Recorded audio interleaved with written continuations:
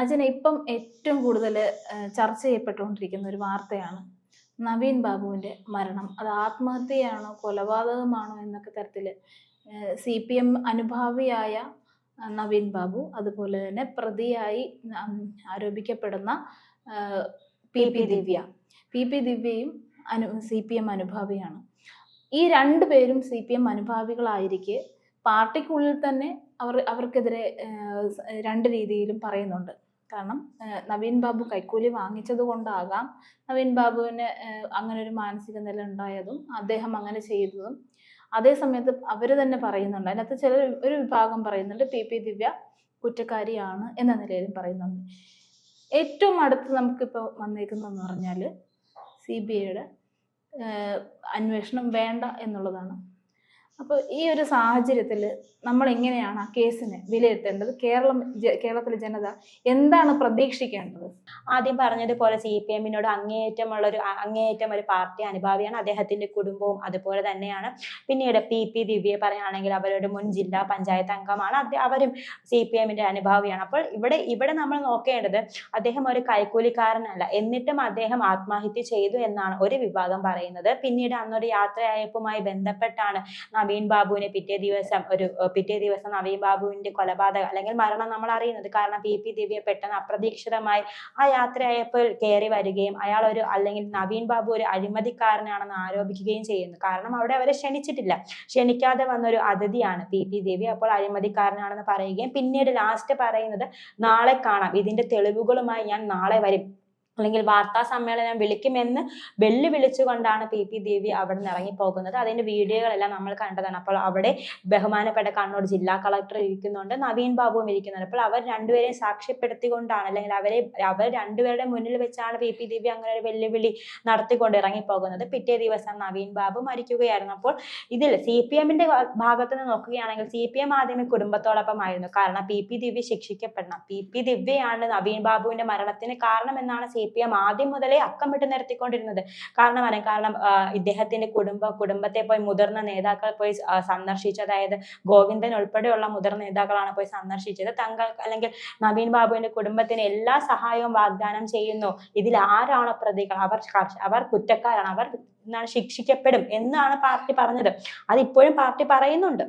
പിന്നീട് പാർട്ടി ഇതൊന്നും ചേരി തിരിവായിരുന്നു. അതായത് നമ്മൾ പ്ലേറ്റ് തിരിച്ചു വെക്കുക എന്നുള്ളൊരു നിലപാടായിരുന്നു പാർട്ടിയുടേത്. കാരണം PP ദിവ്യ മാത്രമല്ല, ഈ ഒരു CBI അന്വേഷണം വന്നാൽ PP ദിവ്യക്ക് പുറകിലായിട്ട് ഒരുപാട് ഉന്നതങ്ങളിലുള്ള അല്ലെങ്കിൽ ഈ പാർട്ടിയിൽ തന്നെ ഒരുപാട് ഉന്നതന്മാർ ഈ നവീൻ ബാബുവിന്റെ കേസിൽ ചിലപ്പോൾ അറസ്റ്റിലായേക്കാം. PP ദിവ്യയിൽ മാത്രം ഇത് ഒതുങ്ങത്തില്ല. അപ്പോൾ അത് പാർട്ടി മനസ്സിലാക്കിയത് കൊണ്ടാണ് നേരെ പ്ലേറ്റ് തിരിച്ചു വെച്ച്. കാരണം ഇതിൽ PP ദിവ്യ കുറ്റക്കാരിയല്ല, അല്ലെങ്കിൽ ഇതിൽ CBI അന്വേഷണം വേണ്ട, പാർട്ടി തന്നെ ഒരു SIT, അതായത് സ്പെഷ്യൽ ഇൻവെസ്റ്റിഗേഷൻ ടീമിനെ രൂപീകരിച്ചിട്ടുണ്ട്. SIT ഇതിലൊരു തീരുമാനം ഉണ്ടാക്കിയേക്കും. പിന്നീട് പാർട്ടി പറഞ്ഞ ഇതൊരു ആത്മഹത്യ തന്നെയാണ്. കാരണം പാർട്ടിയുടെ നിലപാടെന്ന് പറയുന്നത് ഈ പാർട്ടിക്കാരെ സംരക്ഷിക്കാൻ വേണ്ടി പാർട്ടി അങ്ങേയറ്റം പോകും. ഏതറ്റം വരെയും പോകുന്ന ഒരു തൊലിക്കട്ടി CPMനുണ്ട്. അത് പണ്ടുമുണ്ട്, ഇപ്പോഴുമുണ്ട്. ഇപ്പൊ കുറച്ചും കൂടെ കൂടിയിട്ടുണ്ട്. അപ്പോഴാണ് നമ്മൾ കണ്ടത്, അതായത് പിന്നീട് ആത്മഹത്യ ശ്രമം അല്ലെങ്കിൽ ഇതൊരു ആത്മഹത്യ തന്നെയാണ് SIT വരെ ഉറപ്പിച്ച് പറയുന്ന ഒരു സ്ഥിതിയാണ് പിന്നീട് കണ്ടത്. പിന്നീട് ഇതിൽ അദ്ദേഹത്തിന്റെ ഭാര്യ നവീൻ ബാബുവിന്റെ കുടുംബത്തിന് സംശയം വരുന്നു. അവർ ആദ്യം തന്നെ ഉന്നയിച്ചുകൊണ്ടിരുന്ന ഒരു കൊലപാതകമാണ്. കാരണം വിജിലൻസ് റിപ്പോർട്ട് ഇടയ്ക്ക് പുറത്തു വന്നിട്ടുണ്ടായിരുന്നു. കാരണം അദ്ദേഹം ഒരു കൈക്കൂലി വാങ്ങിച്ചിട്ടില്ല. ഈ കൈക്കൂലി നൽകിയെന്ന് ഈ പ്രശാന്ത് ആരോപിക്കുന്നത്, ഞാൻ കൈക്കൂലി നൽകിയിട്ടുണ്ട്, നവീൻ ബാബു കൈക്കൂലി വാങ്ങിയെന്നാണ്, പ്രശാന്തിന്റെ കയ്യിൽ തെളിവുണ്ടെന്നാണ് അദ്ദേഹം ഇടപെട്ടോട്ടെ. കൈക്കൂലി വാങ്ങിച്ചെന്ന് അദ്ദേഹം പറയുന്നു. ഈ കേസിൽ ഏറ്റവും കൂടുതൽ നിൽക്കുന്നതെന്ന് CPMന്റെ രാഷ്ട്രീയ ധാർഷ്ട്യമാണ്. ആ ധാർഷ്ട്യം എങ്ങനെയാണ് എല്ലാ രീതിയിലും പുറത്ത് കാണുന്ന ഒരു അവസ്ഥ വന്നപ്പോഴാണ് CPM പ്ലേറ്റ് മാറ്റിയതെന്ന് നമുക്കറിയാം. ഈ പ്രശാന്ത് കൈക്കൂലി വാങ്ങിച്ചു എന്ന് പറയുന്നത് തന്നെ, അപ്പൊ അദ്ദേഹത്തിനെതിരെ എന്താണ് പാർട്ടി എടുത്തേക്കുന്ന നിലപാട്? ഇപ്പൊ CPMന് ഒരു സ്വന്തമായിട്ട് കോടതിയുണ്ട്, പോലീസുണ്ട്, അവർ മാത്രമേ ഇതിനകത്ത് ഇടപെടാൻ പറ്റുള്ളൂ എന്നുള്ള രാഷ്ട്രീയ ധാർഷ്ട്യമുള്ളൊരു പാർട്ടിയാണിത്. അപ്പൊ ഈ പാർട്ടിയെ സംബന്ധിച്ചിടത്തോളം പ്രശാന്തിനോടുള്ള നിലപാട് എന്താണെന്ന് അജിന് പ്രശാന്തിനെ എപ്പോഴും പാർട്ടി സംരക്ഷിച്ചുകൊണ്ട് തന്നെയാണ് നിൽക്കുന്നത്. കാരണം PP ദിവ്യ അവരാദ്യമേ ഈ ആത്മഹത്യാ ശ്രമത്തിന് അറസ്റ്റ് ചെയ്ത് ജയിലിലടച്ചു. ആ ജയിലിലടച്ച് പോകുമ്പോഴുള്ള PP ദിവ്യയുടെ മുഖം ശ്രദ്ധിച്ചായിരുന്നു. കാരണം അവർ ചിരിച്ചു കളിച്ചുകൊണ്ടാണ് പോയത്. കാരണം ഇതൊക്കെ തനിക്ക് നിസ്സാരമാണ്, പാർട്ടി തന്നെ ഫ്രീ ആയിട്ട് തന്നെ ഊരി പുറത്തിറക്കാം, അല്ലെങ്കിൽ പാർട്ടി തനിക്ക് നല്ലൊരു സ്ഥാനം വെച്ചിട്ടുണ്ട് എന്ന് PP ദിവ്യക്ക് ഉറപ്പാണ്. അതുകൊണ്ട് PP ദിവ്യയുടെ മാത്രമല്ല, ഞാൻ ഒന്നുകൂടെ ഇടപെടുകയാണ്, PP ദിവ്യയുടെ മാത്രമല്ല, ഞാൻ ഒന്നുകൂടെ ഉറപ്പിച്ച് പറയാൻ കാരണം എന്ന് വെച്ചാൽ ഈ കഴിഞ്ഞ ദിവസം കൂടി MP ഗോവിന്ദൻ പറഞ്ഞത്, CPM സംസ്ഥാന സെക്രട്ടറി പറഞ്ഞത് എന്താണ്? പരോള് പ്രതിയുടെ അവകാശമാണ്, പ്രതികളുടെ അവകാശം സംരക്ഷിക്കലാണ് ഇപ്പൊ ആകെ CPM-ന്റെ ഒരു ആകത്തുക. അവരെ എങ്ങനെ സംരക്ഷിക്കാം, അവർക്ക് ഇങ്ങനെ. ഇപ്പൊ കണ്ണൂരിൽ കഴിഞ്ഞ ദിവസം സംഭവിച്ചത് കണ്ടില്ലേ? MP ജയരാജൻ എന്താ ചെയ്തത്? കണ്ണൂരിലെ പ്രതികൾക്ക് വേണ്ടി ഒരു പുസ്തകം കൊടുക്കുന്നു. അവിടെ അഭിവാദ്യം ഇടത് കൈ മുഷ്ടി ചുരുട്ടി ആണ് എല്ലാവരും സ്വീകരിച്ചത്. അവരെന്തോ സമരത്തിന് പോയിട്ട് വിജയിച്ചു വന്നതുപോലെയാണ് അവരെ സ്വീകരിച്ചത്. തികച്ചും രാഷ്ട്രീയ ധാർഷ്ട്യമാണ് അവിടെ കാണുന്നത്. ഈ ഒരു ധൈര്യമല്ലേ PP ദിവ്യയുടെ കാര്യത്തിൽ ഉണ്ടായത്? PP ദിവ്യക്ക് ആ ഒരു പിന്തുണ ഉണ്ടാകുമെന്ന് ഉറപ്പുണ്ടല്ലോ. അതെ, ഉറപ്പായിട്ടും. കാരണം ഈ പാർട്ടി എന്ന് പറയാം, പാർട്ടിക്ക് വേണ്ടപ്പെട്ടവരെ എപ്പോഴും പാർട്ടി സംരക്ഷിക്കുക തന്നെ ചെയ്യും. അതിന് ഇനി ഏത് സാധാരണക്കാരെ ബലി കൊടുത്താലും നമ്മളത് കണ്ടിട്ടുണ്ടല്ലോ. ഈ വേണ്ടപ്പെട്ടവരാവണം നിർബന്ധമുണ്ടോ? അതെ, വേണ്ടപ്പെട്ടവരാണ്. കാരണം എന്ന് പറഞ്ഞാല് പാർട്ടിയുടെ ഇമേജിന് കളങ്കം വരും എന്നുള്ളൊരു അവസ്ഥയിലാണ്. ഇപ്പൊ അവരെ കൊണ്ട് ചിലപ്പോൾ പാർട്ടിക്ക് വലിയ ലാഭം ഉണ്ടാകണമെന്നില്ലെങ്കിലും അവരെ സംബന്ധിച്ചിടത്തോളം അവര് തോറ്റുപോയാൽ പാർട്ടി തന്നെ ചിലപ്പോൾ തോക്കുന്ന രീതിയിലേക്ക് മാറിപ്പോകും. എന്നുവെച്ചാൽ എന്താണ് ഇത്ര പറഞ്ഞ് 2 പ്രാവശ്യം നിലപാട് മാറ്റി 3ാമത്തെ പ്രാവശ്യം കൂടെ നിലപാട് മാറുമ്പോൾ പാർട്ടിക്ക് ഒരു അടിസ്ഥാനം ഇല്ലെന്ന് ജനങ്ങൾ തിരിച്ചറിയുന്നുള്ളൊരു ഭയം കൊണ്ടല്ലേ. അല്ലാതെ PP ദിവ്യയെ സംരക്ഷിക്കണമെന്ന് പാർട്ടിക്ക് എന്താണ് ഇത്ര ഉറപ്പ്? പാർട്ടിയുടെ ഒരു അടിസ്ഥാനമില്ലാത്ത നിലപാടാണെന്ന് നേരത്തെ മനസ്സിലായി കഴിഞ്ഞു. കാരണം ഞാനൊരു കാര്യം പറയട്ടെ, അതായത് ഞാൻ PP ദിവ്യയെ തന്നെ പറയുന്നത് വെച്ചാൽ, ഇവർ ജയിലിൽ നിന്ന് ഇറങ്ങിയപ്പോൾ MV ഗോവിന്ദന്റെ ഭാര്യ ഉൾപ്പെടെയാണ് ഇവരെ സ്വീകരിക്കാൻ ചെന്നത്. അതെന്തിനാണ്? കാരണം ഒരു പ്രതിയാണ് അവർ. കാരണം ഒരു പാവപ്പെട്ട മനുഷ്യൻ, അതായത് ഒരു സാധാരണക്കാരൻ ഒരു സർക്കാർ ജീവനക്കാരനെ കൊന്ന ഒരു പ്രതിയാണ്. ആ പ്രതിക്കാണ് നടന്നുകൊണ്ടിരിക്കുകയാണ്.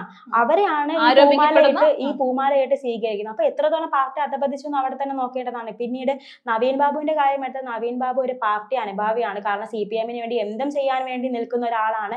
പക്ഷേ ഈ പാർട്ടിയുടെ പ്രത്യേകത എന്ന് പറയുന്നത്, അവർക്ക് വേണ്ടപ്പെട്ടവരെന്നും അവർ സംരക്ഷിക്കും. പാവങ്ങൾ എപ്പോഴും അവർ ബലിയാടാക്കുക തന്നെ ചെയ്യും. അത് തന്നെയാണ് ഇവിടെ നവീൻ ബാബുവിന്റെ സംഭവത്തിൽ നടന്നിട്ടുള്ളത്. ഏറ്റവും ഉറപ്പിച്ച് പറയേണ്ടത് പോസ്റ്റ്മോർട്ടം റിപ്പോർട്ടാണ്. ഞാൻ ആ പോസ്റ്റ്മോർട്ടം റിപ്പോർട്ട് പറയാം. കാരണം സർക്കാർ ഒരു SIT രൂപീകരിക്കുന്നു നവീൻ ബാബുവിന്റെ കേസ് അന്വേഷിക്കാൻ വേണ്ടിയിട്ട്.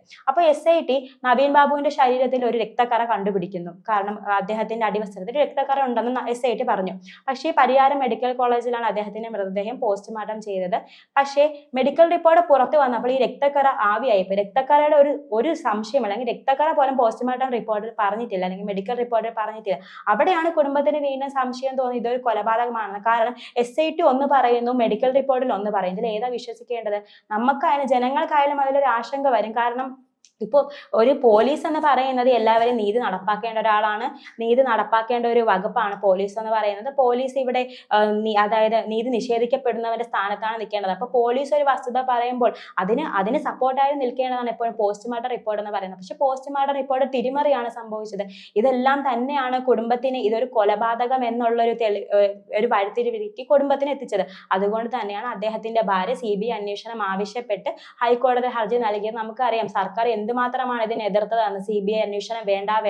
ചിലപ്പോൾ സുപ്രീം കോടതിയിൽ നിന്ന് വരെ അഭിഭാഷകരെ ഇറക്കിയെന്ന് വരാം. അപ്പോഴാണ് ഹൈക്കോടതി വിധി, അതായത് ഈ CBI അന്വേഷണം വേണ്ട എന്നുള്ള ഹർജി തള്ളിക്കൊണ്ട് ഹൈക്കോടതി ഉത്തരവ് പുറപ്പെടുവിച്ചത്. ഇത് ഉറപ്പായിട്ടും സർക്കാരിനൊരു ആശ്വാസം തന്നെയാണ്. കാരണം ഇതെന്തായാലും CBI ഇത് അന്വേഷിച്ചിരുന്നെങ്കിൽ ഉറപ്പായിട്ടും സർക്കാരിലെ ഉന്നത തലത്തിലുള്ള എന്തായാലും PP ദിവ്യയോടൊപ്പം അറസ്റ്റിലായേനെ.